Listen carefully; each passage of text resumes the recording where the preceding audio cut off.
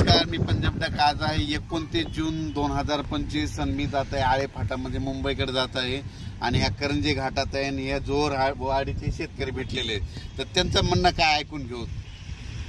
नमस्कार साहेब. 8-10 दिवसापासून आम्ही फार चिंतेत होतो. आमच्या काही पेरण्या सुद्धा रखडल्यात आणि जे पेरलंय त्याला सुद्धा आता पाण्याची गरज आहे, तर आम्हाला थोडासा अंदाज दिला तर बरं होईल. आज हे आहेत नगर जिल्ह्यातले शेतकरी, हे करंजी घाटाचे इथं बाजूला यांचं जोरवाडी गाव आहे आणि या ठिकाणून महाराष्ट्रातल्या शेतकऱ्याला अंदाज देणार आहे. सर्वप्रथम सांगायचं झालं तर राज्यामध्ये आज 29 तारखेला सर्वात प्रथम सांगतो, म्हणजे ज्या भागात पाऊस नाही त्या जिल्ह्यासाठी सांगतो की म्हणजे नगर जिल्हा, धाराशिव जिल्हा, बीड जिल्हा, लातूर जिल्हा, परभणी जिल्ह्याचा काही भाग, या सर्व शेतकऱ्यामध्ये बऱ्याच ठिकाणी 10-12 दिवसापासून काही भागात पाऊस पडलेला नाही, म्हणून त्यांच्यासाठी आनंदाची बातमी. आज तुमच्या इकडे म्हणजे नगर जिल्ह्यात बऱ्याच ठिकाणी आज पावसाला सुरुवात झालेली दिसत. 29 तारखेला 29 जूनला आज थोडा दिसत, 30ला आणखीन वाढणार आहे. मात्र 1, 2, 3ला मग संपूर्ण भागामध्ये तुमच्या नगर जिल्हा, धाराशिव जिल्हा, बीड जिल्हा, लातूर जिल्हा या भागात पाऊस पडलेला दिसत. म्हणून ह्या 4 जिल्ह्यातल्या या शेतकऱ्यांनी अंदाज दिला. त्याच्यानंतर आपण आता पूर्व विदर्भाकडे वळू. पूर्व विदर्भातल्या शेतकऱ्याला सांगू इच्छितो की पूर्व विदर्भामध्ये नागपूर, वर्धा, भंडारा, गोंदिया, चंद्रपूर, यवतमाळ, अकोला, वाशिम, हिंगोली, बुलढाणा, जळगाव या जिल्ह्यातल्या सर्व शेतकऱ्याला सांगू इच्छितो की तुमच्या इकडे 29 जूनला म्हणजे आज तिकडे पाऊस पडणार आहे, पण 1 तारखेपासून 1 जून 1, 2, 3 जुलैला मात्र तुमच्या इकडे मुसळधार पाऊस पडणार आहे. विदर्भ, पूर्व विदर्भ 6 जिल्हे, पश्चिम विदर्भ 5, 11 जिल्ह्यामध्ये मुसळधार पाऊस पडणार आहे. कुठं अतिवृष्टी होणार आहे, कुठं भाग बदलत पाऊस पडणार आहे, कुठं रिमझिम पडणार आहे. पण सांगायचं झालं तर यवतमाळ जिल्ह्यामध्ये खूप जोरात पाऊस पडणार आहे, चंद्रपूरकडे देखील खूप पडणार आहे, नागपूरकडे देखील खूप पडणार आहे, अमरावतीकडे जोरात पडणार आहे, अकोल्याकडे जोरात पडणार आहे, वाशिम जिल्हा जोरात राहणार आहे, हिंगोलीकडे राहणार आहे, त्याच्यानंतर अकोला, बुलढाणा जास्त राहणार आहे, जळगाव जामोद घाटाच्या खाली जास्त राहणार आहे, जळगावला जास्त राहणार आहे. तिकडे पाऊस पडत असल्यामुळे त्याच्यामुळे जालन्याला देखील पाऊस पडणार आहे, संभाजीनगरला देखील पडणार आहे. म्हणजे सांगायचं झालं तर पूर्व आणि पश्चिम विदर्भ 11 जिल्ह्यामध्ये चांगला पाऊस पडणार आहे. म्हणून हे विदर्भ पश्चिम विदर्भातल्या शेतकऱ्यांनी हा अंदाज लक्षात घ्या. त्याच्यानंतर आपण पश्चिम महाराष्ट्राकडे वळू. पश्चिम महाराष्ट्राकडे म्हणजे आज 29 जून म्हणजे आज देखील पश्चिम महाराष्ट्रामध्ये चांगल्या प्रकारच्या बऱ्याच ठिकाणी भाग बदलत पाऊस सुरू होणार आहे.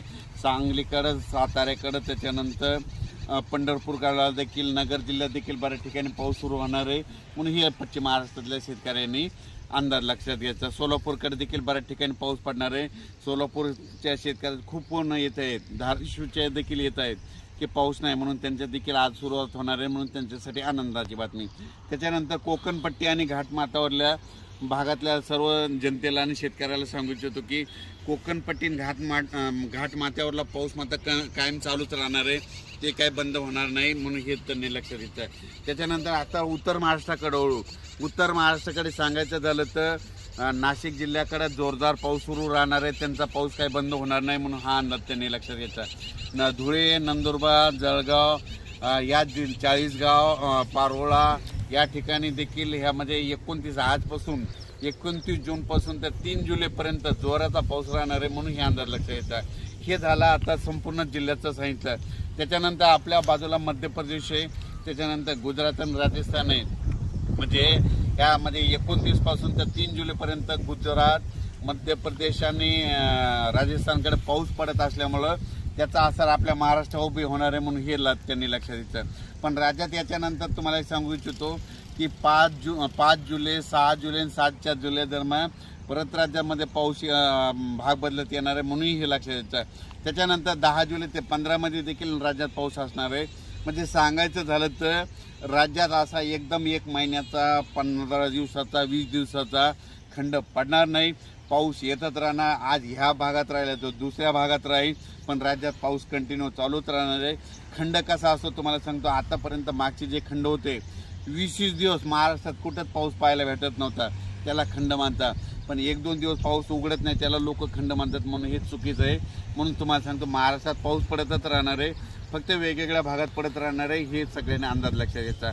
आणि हे जे अंदाज दिला आहे गेल्या वर्षी देखील या करंजी घाटामधूनच अंदाज दिला आणि त्यावेळेस देखील असाच पाऊस नव्हता, म्हणून योगायोगानं म्हणलं या ठिकाणी जात असतोय.